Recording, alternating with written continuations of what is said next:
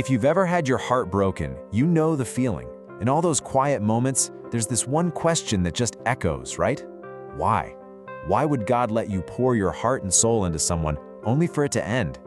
Well, today, we're going to dive into that. Because what if that pain, what if it wasn't a mistake at all, but actually part of a much, much bigger plan for you? Now just let that sink in for a second. This idea, it's a total game changer. It takes all the blame and the confusion you might be carrying around and it flips the whole story on its head. It suggests that this heartbreak wasn't some random accident in your life, but a very deliberate chapter. It's a story we all know too well, isn't it? You meet someone and boom, it just clicks. Everything feels so real, so right. You start picturing a future, you start praying that this is finally it, and then just like that, it all falls apart. And you're just left there with a million questions and feeling completely and utterly lost. And this is where we so often get stuck, right? Just replaying everything, trying to figure out what went wrong. It's a totally natural thing to do. We're just trying to make sense of the hurt, to find some kind of reason in all that emotional chaos. This is really the question at the heart of it all. It can honestly feel like a betrayal, like some kind of cosmic mistake. You think, if God is good, why would he allow a love that was just doomed to fail? Well, the answer is a little more complex, and actually a lot more hopeful than you might think. So, let's start with a new idea. What if it wasn't a mistake? Not at all.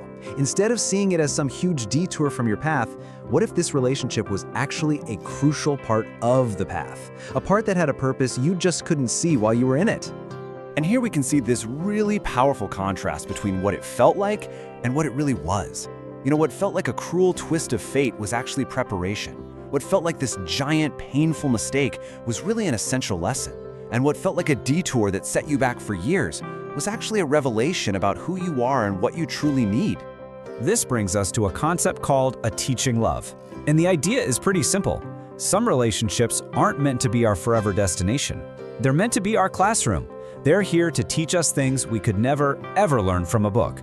Lessons that only come from real, messy, firsthand experience. And believe me, these lessons are incredibly specific. This isn't just about learning what you don't want in a partner.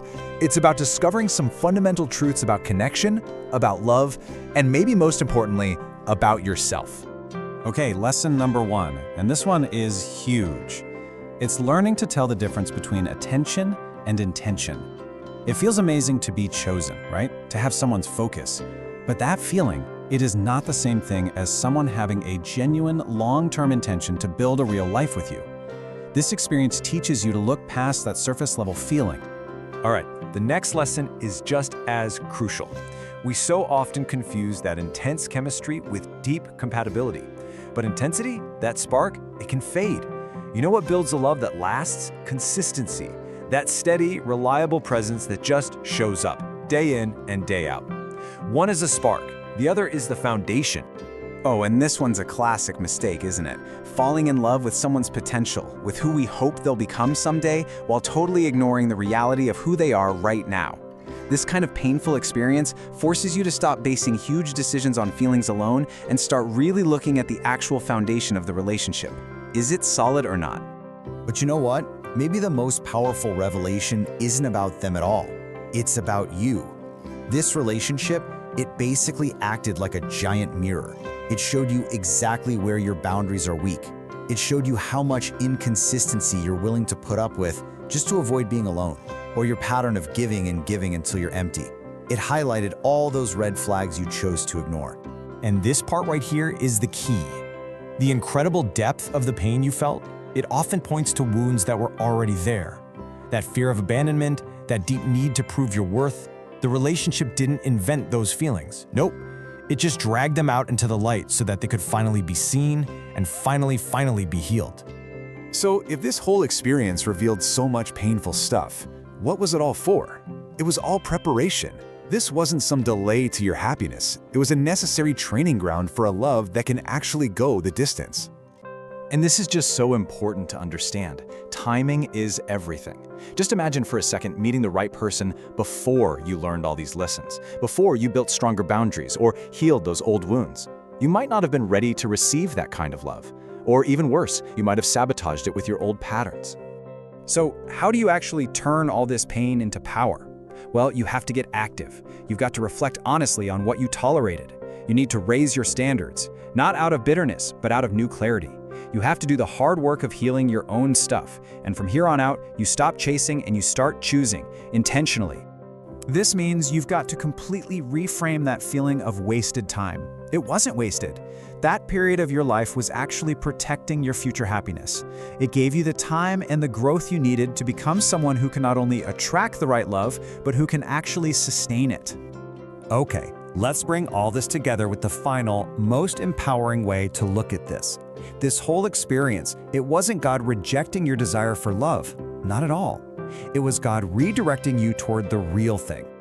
This is the ultimate reframe. What felt like a devastating personal rejection was actually divine redirection. What felt like a total loss of time and energy was really strategic preparation. And what felt like a painful, heartbreaking ending was actually the necessary beginning of your next, much better chapter. And here's the beautiful twist in all this. That person, they weren't your final destination. But being with them for that season actually moved you in the right direction.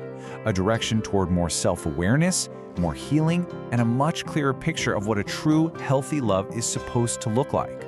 Because the love you're actually being prepared for looks and feels very different. It's steady, not constantly stressful. It's clear, not confusing. It's mutual, not one-sided. It's a love that doesn't require you to sacrifice your peace of mind just to keep it. And now, because of everything you've been through, you'll actually be able to recognize it when it shows up. I promise you, one day, you are going to look back on this chapter of your life, and that sharp sting of pain will be gone. And what will be left is this feeling of gratitude. Not for the heartbreak itself, of course, but for the person it forced you to become, stronger, wiser, and more ready than you have ever been for what's coming next. So, I want to leave you with this question to really think about. Was this whole experience just a random, cruel accident that was meant to break you? Or was it a purposeful and, yes, very painful process designed to build you into the exact person you needed to be to receive the love that is truly meant for you? I think the answer changes everything.